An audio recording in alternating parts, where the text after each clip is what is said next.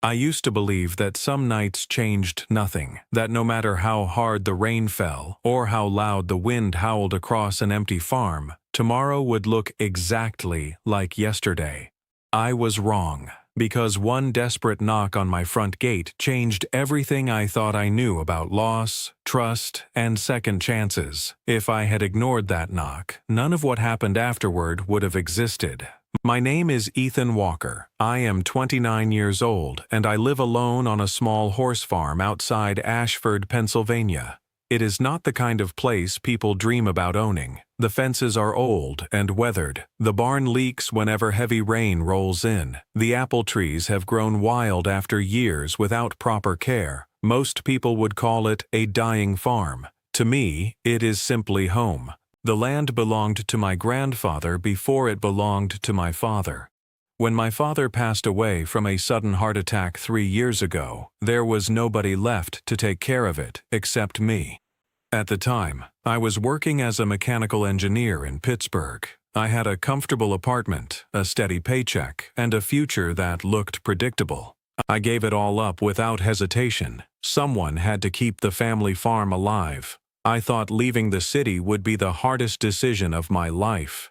I had no idea fate had something much crueler waiting for me. 1 year after I returned home, the woman I was supposed to marry never made it to the farm.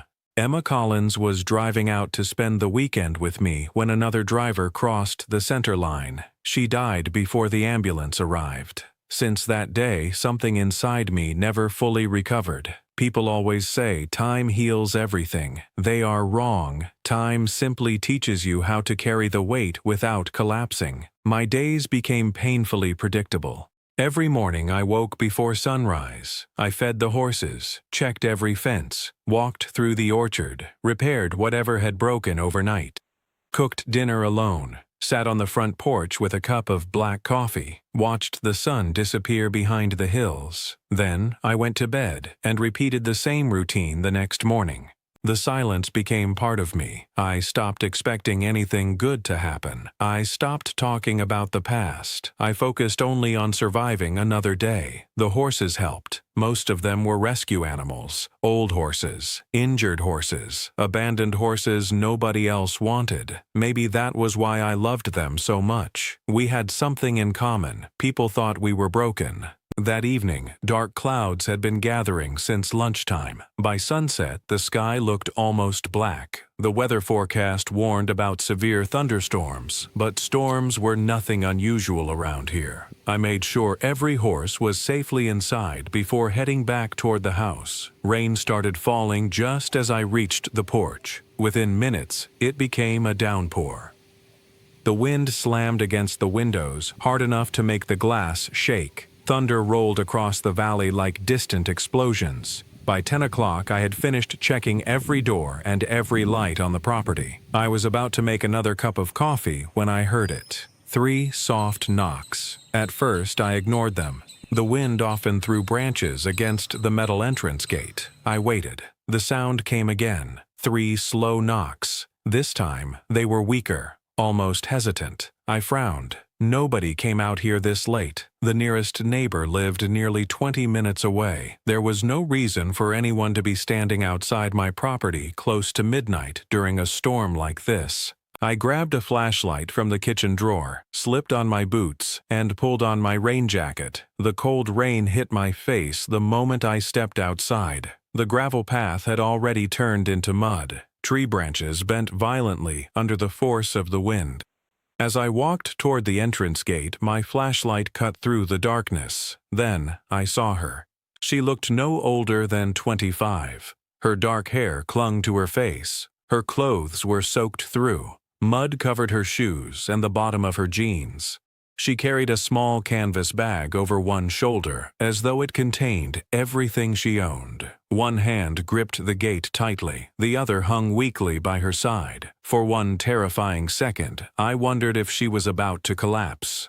When the beam of my flashlight reached her face, she blinked but did not step back. She looked exhausted, not simply tired, exhausted in the way someone looks after running from something for far too long. Then I noticed the bruise. Dark purple marks circled her left wrist. They were impossible to miss. They were not fresh, but they were not old either. She met my eyes with a strange mixture of fear and determination. "I am sorry," she said quietly. Her voice was rough from the cold. "I only need some water." She swallowed. "Then I will leave." For a few seconds, neither of us spoke. Rain poured between us. Water streamed down her face. She never looked away.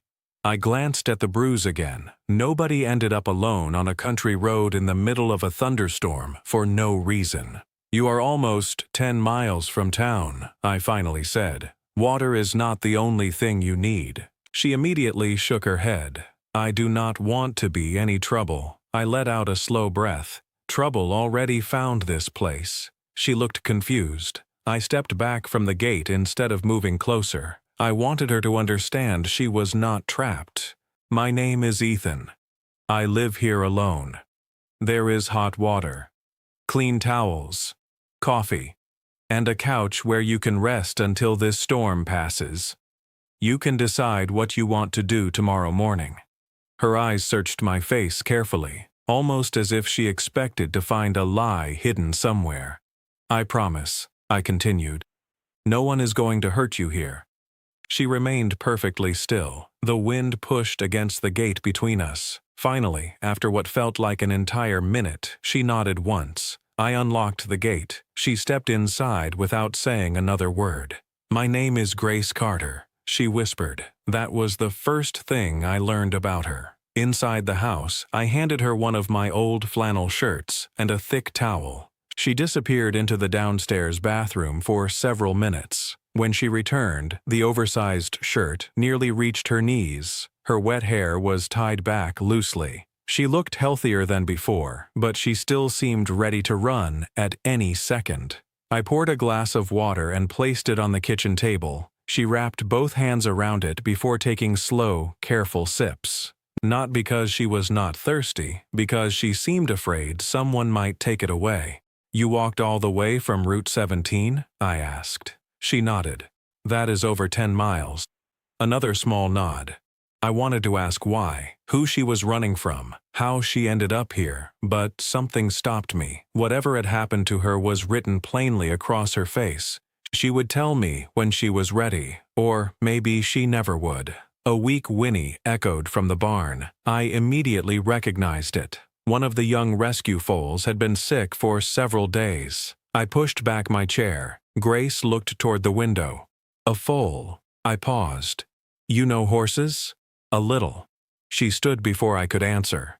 Without another word, she followed me back into the rain. The little foal lay curled in fresh straw beneath the barn light. Its breathing was fast and uneven. I knelt beside it, worried its fever had returned. Grace did not rush forward. Instead, she crouched several feet away and held out one hand. The frightened animal slowly stretched its nose toward her fingers. Only after it relaxed did she gently move closer. She picked up the milk bottle I had prepared earlier and warmed it in a bucket of hot water. Then she lowered herself until she was almost eye level with the foal. She whispered softly. I could not hear the words, but the sound of her voice was calm enough to quiet even my own heartbeat. 10 minutes later, the foal finally began drinking. I stood there in complete silence. The woman who had arrived at my gate, looking like she had escaped a nightmare, somehow possessed the gentlest hands I had ever seen. When the foal finished eating, it rested its head against her shoulder for a brief moment before lying back down peacefully.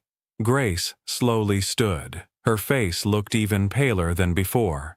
"Thank you," she said. "I should leave now." I looked outside. The storm had only grown stronger. Rain hammered against the roof. The trees bent violently in the wind. "You do not have anywhere to go tonight." It was not really a question. She lowered her eyes. I already knew the answer. "You can stay here. The living room sofa folds into a bed. The door locks from the inside. If it makes you feel safer, lock it. In the morning, if you still want to leave, I will drive you wherever you need to go." She stared at me for several long seconds. Finally, she gave one small nod. That single nod would change both of our lives forever. The next morning, I woke up the same way I always did. 5 o'clock. No alarm. Just years of habit. For a few seconds, I lay in bed listening to the rain tapping against the roof, wondering if the woman who had appeared at my gate the night before had simply been a dream. Then I remembered the soaked canvas bag, the bruise on her wrist, the way she had calmed the frightened foal with nothing more than patience and kindness. I got dressed and walked toward the kitchen. Part of me expected the living room to be empty. Instead, I stopped in the doorway. Grace was already awake. She stood at the kitchen sink wearing my oversized flannel shirt, carefully washing the 2 glasses we had used the night before. Her damp hair was tied back. Fresh coffee filled the room. She looked over her shoulder and offered a small, uncertain smile. "I wasn't sure how you drink your coffee, so I made it black." I laughed quietly. I always drink it black. For the first time in longer than I could remember, smiling did not feel forced. She turned off the faucet and dried the glasses. "I'll leave after breakfast. I don't want to take advantage of your kindness." Something tightened inside my chest. I barely knew her. She was a complete stranger. So why did the idea of her leaving already bother me? "Let's eat first," I replied. "I'll drive you into town afterward." We shared a simple breakfast: scrambled eggs, toast, coffee. Neither of us talked very much. Grace kept glancing toward the front door without realizing she was doing it. She always positioned herself where she could see every exit. She never completely relaxed. It was the kind of habit people develop after living with fear for a long time. When breakfast was over, she carried her plate to the sink. "Thank you for everything." She picked up her canvas bag. "I'll walk to the highway. I'll find a ride." Before I could answer, another weak cry echoed from the barn. The foal. I sighed. "I'd better check on him." Grace looked toward the window. "If you don't mind, I'd like to help. It'll only take a little while." There was genuine concern in her voice, not obligation, not politeness, real concern. I smiled. "I'd appreciate that." A few hours turned into the rest of the morning. The morning became the afternoon. By sunset, Grace had reorganized every shelf in the tack room. She labeled medications, checked temperatures, swept every stall, cleaned equipment I had been meaning to organize for months. She never asked what to do. She simply noticed what needed attention and quietly did it. Watching her move through the barn felt strangely natural, almost as though she had always belonged there. That night, she stayed again. Then, another night. By the 4th morning, I stopped acting surprised when I found fresh coffee waiting for me. She had already fed the horses before I even walked outside. She somehow remembered every animal's routine. Which horse preferred grain mixed with molasses, which mare became nervous around strangers, which old gelding needed someone to speak softly before putting on a halter. She learned everything unbelievably fast. Or perhaps horses had always been her language. I still didn't ask about her past. Curiosity tempted me every single day. But every time a vehicle passed along the dirt road, I saw her shoulders tense. Every unexpected sound made her glance toward the driveway. She never let that small canvas bag get farther than an arm's reach away. She was always prepared to run. I understood that feeling better than she realized. After Emma died, I had spent years running from memories. She was running from someone. Neither of us knew how to stop. Almost a week after Grace arrived, we were repairing a broken fence along the western pasture. The autumn breeze carried the smell of fresh hay through the fields. I finally broke the silence. "I could use some help around here." She kept hammering another fence board. "I mean real help." She looked up. "I can't pay much, but I have an extra bedroom, 3 meals a day, and whatever I can afford every Friday. If you're interested." Grace stared at me without speaking. You don't know anything about me. No. Then why would you trust me? I thought about the first night, the frightened foal, the gentle voice, the careful hands, the quiet way she cared for every living creature around her. I know how you treat animals that can't protect themselves. That tells me a lot about who you are. She lowered her eyes. For nearly a minute, she remained silent. Finally, she nodded. I'll stay. But I want to earn everything. I don't want charity. You won't get charity. You'll get a job. That evening, we shared homemade vegetable soup at the kitchen table. Rain tapped softly against the windows. For the first time, our conversation moved beyond horses and farm chores. This house used to feel happier. Her words caught me off guard. What makes you say that? You can tell. She looked around the kitchen. Someone loved this place. But something happened. I slowly set down my spoon. My fiancée, Emma. She died 3 years ago. Grace simply listened. She didn't offer empty words. She didn't tell me everything would be okay. She didn't say time heals all wounds. She only looked at me with quiet understanding. I'm sorry. Those 2 words somehow meant more than every speech people had given me at Emma's funeral. We finished dinner without speaking again, but the silence felt different now. It no longer felt lonely. Later that night, I stood on the front porch holding another cup of coffee. The farmhouse behind me no longer felt empty. For years, it had been nothing more than a place where I existed. Now, it felt alive again. That realization frightened me, because I knew exactly what happened when you allowed yourself to love something. You risked losing it. 2 weeks later, Grace officially became part of the farm.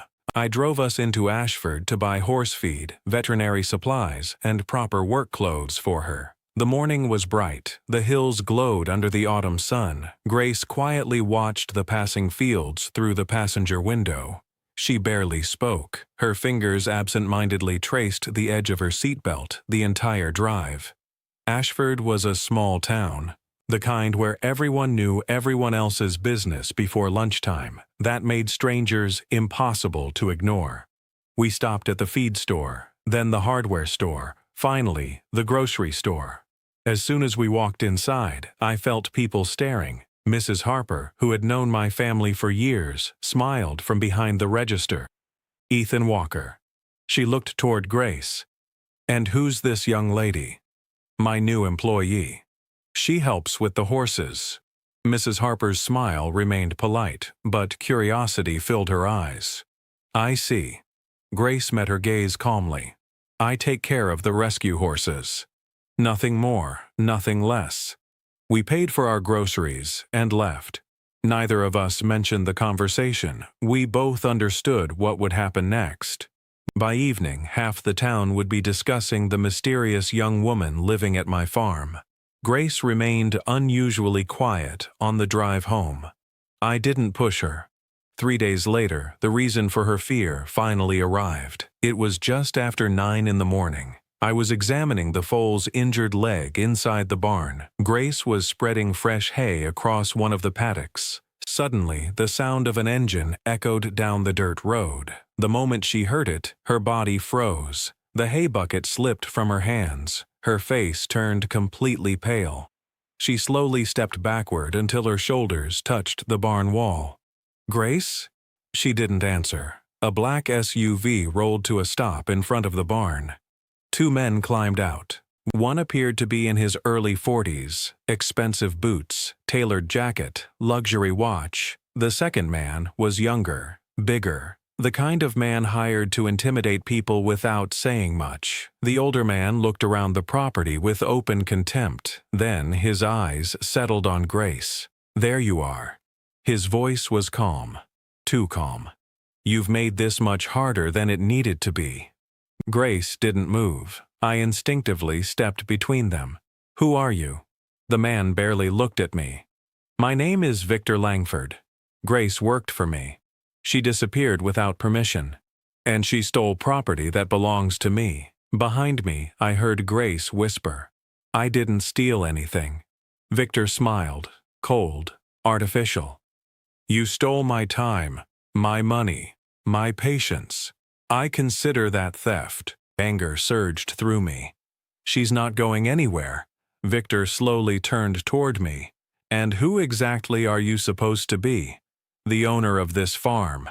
He laughed, a short, ugly laugh. "Listen, son. I don't know what story she told you, but this girl has a habit of making men think they're rescuing her. It never ends well. She'll betray you exactly the way she betrayed me." I didn't move an inch. "She's staying here."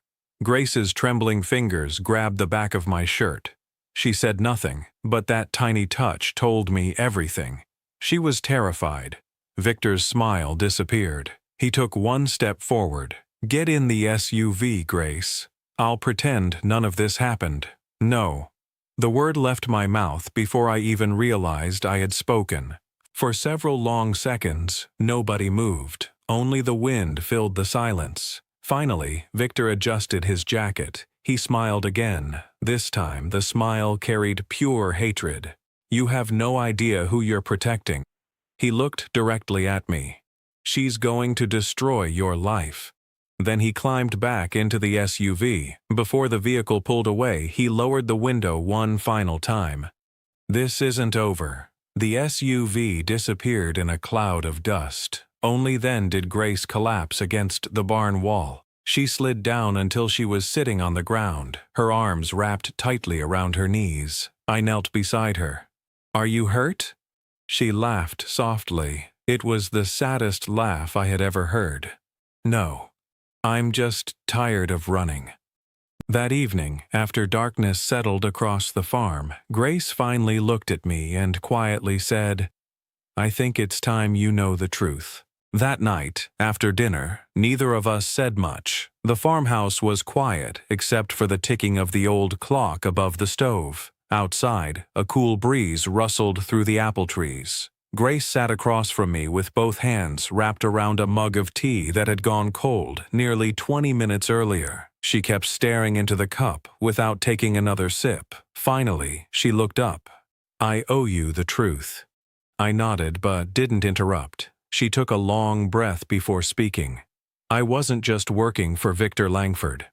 I was trapped there." She slowly rolled up the sleeves of her shirt. Faint white scars crossed both wrists. There were older bruises hidden beneath them. My stomach tightened. "For almost 2 years I worked at Langford Stables. At first everything seemed normal. I took care of the horses, cleaned stalls, exercised young horses. It was exactly the kind of job I'd always wanted." Her voice remained calm. Too calm. The kind of calm that only comes after someone has repeated the same painful memories 1,000 times inside their own head. "Victor was polite in the beginning. He praised my work. He trusted me. But little by little everything changed." She explained how her workdays became longer every month. Soon she wasn't only caring for horses. She was cleaning the mansion, cooking for private parties, serving wealthy guests, working until 2 or 3 in the morning. Whenever she complained, Victor promised things would improve. They never did. Then the paychecks became smaller. Eventually, they stopped altogether. Whenever she asked about her wages, Victor claimed he was deducting money for damages she had supposedly caused, things she had never broken, bills that never existed. I wanted to leave. She lowered her eyes. "He took my driver's license, my documents. He said nobody would hire me without them. He said I belonged there." I felt my hands clench beneath the table. Grace continued quietly. "The night I escaped." She paused. For several seconds, she couldn't continue. I simply waited. "There was a party. Victor had been drinking. He followed me upstairs. He locked the hallway door. Her breathing became uneven. He tried to force me into one of the guest bedrooms. I fought him. I managed to get away. I grabbed my bag. I ran. I never looked back."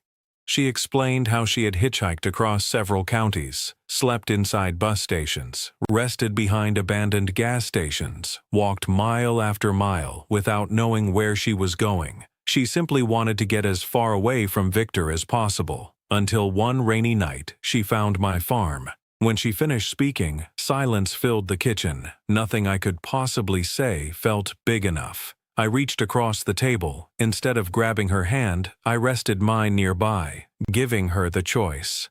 After a few seconds, she slowly placed her hand over mine. Her fingers were ice cold. "No one is taking you away from here," I spoke quietly. "Not unless you decide to leave." She looked directly into my eyes. "You don't know what he's capable of." "Maybe not. But I know what I'm capable of." She waited. "I'll stand between you and anyone who tries to hurt you." For the first time since arriving at the farm, Grace cried. Not loudly, not dramatically. Silent tears rolled down her cheeks. I didn't rush to hug her. I simply stayed where I was. Eventually, she squeezed my hand. That small gesture said more than words ever could. From that night forward, something changed between us. It was no longer simple kindness. It was trust. 3 days later, another envelope arrived. Certified mail. Inside were legal documents. Victor accused Grace of stealing expensive jewelry from one of his guests. He claimed she had violated her employment contract. He demanded financial compensation. He even requested local authorities question her. Every page had been carefully prepared, every sentence designed to frighten her. Grace quietly finished reading the papers. Then she folded them. "I have to leave." I looked at her in disbelief. "No. If I stay, he'll destroy your life too. I can't let that happen." I slowly shook my head. "The moment you knocked on my gate, I made my choice. You don't get to decide for me now." She stared at me.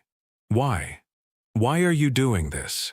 The question hung between us. At first I searched for the safe answer, because it was the right thing, because anyone would help, because you deserve better. None of those felt honest anymore. I walked outside onto the front porch. Dark clouds gathered over the hills. Grace joined me a moment later. For several minutes we watched the wind moving through the orchard. Finally, I spoke. "When you arrived, this house stopped feeling empty. I wake up every morning because I know I'll hear you making coffee. I hear you talking to the horses. I see life here again." I looked at her. "I don't care about saving someone. I care about losing you." She closed her eyes. "I don't know if there's enough left of me to love anyone."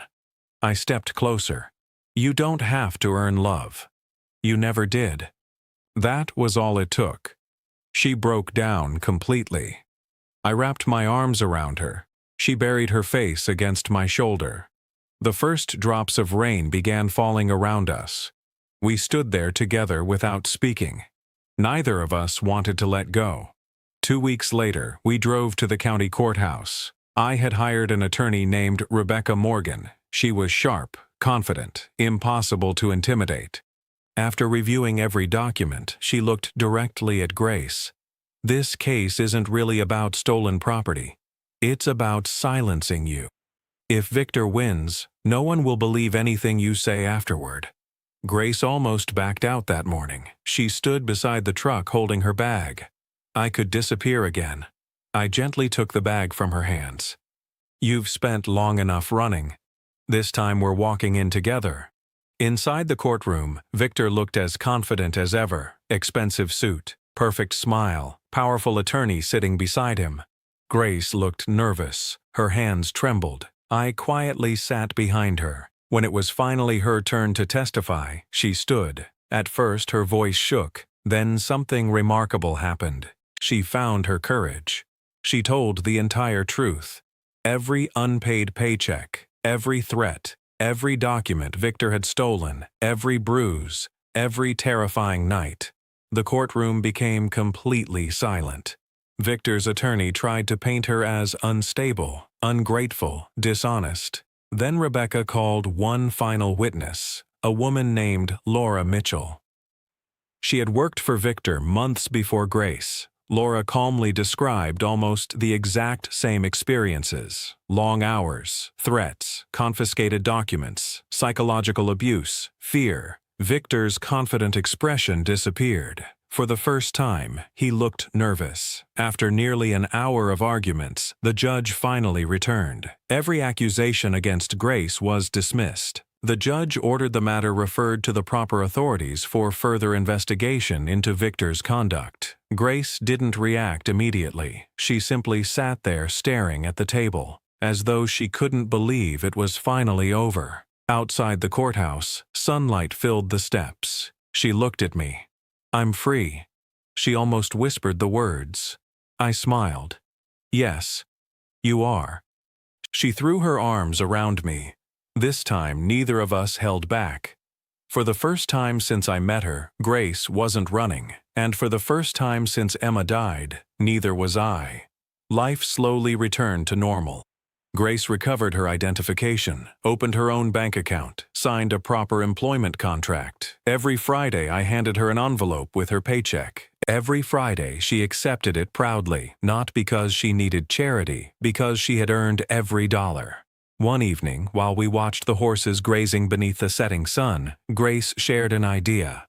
"I want this farm to become more than a rescue." She looked across the pasture. "I want people to heal here. Veterans, abuse survivors, people carrying invisible wounds. They don't always need advice. Sometimes they just need a quiet place beside a horse."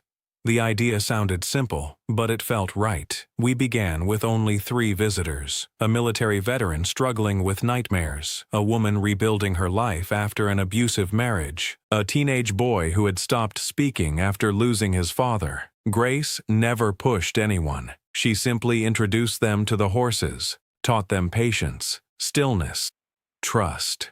Word spread faster than either of us expected. Within weeks, people were calling from neighboring counties. The farm slowly transformed. The silence that once haunted the property was replaced with laughter, conversations, hope.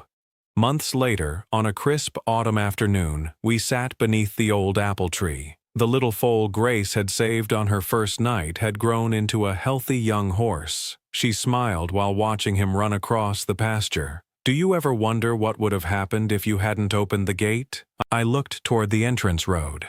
"I try not to." "I do." She smiled softly. "I think I would have disappeared somewhere. Not all at once. Just little by little." I turned toward her. "I didn't save you. I only unlocked the gate. You were the one brave enough to walk through it."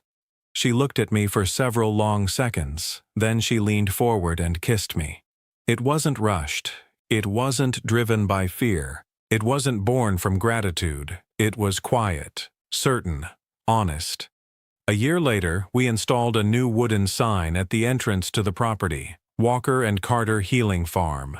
Grace laughed when she saw both of our names carved into the wood. "Are you sure? This is your family's farm." I smiled. "It stopped belonging to only me the day you decided to stay."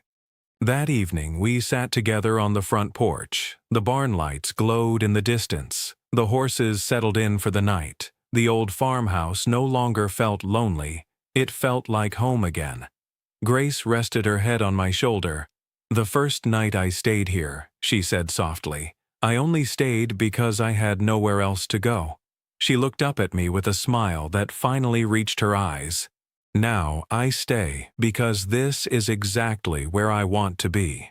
Sometimes life doesn't change because of a grand miracle. Sometimes it changes because someone chooses to open a gate instead of turning away.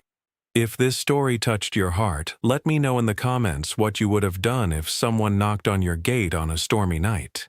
If you enjoyed this story, please like the video, subscribe to the channel, and turn on notifications so you won't miss our next story. Thank you for watching, and I'll see you in the next one.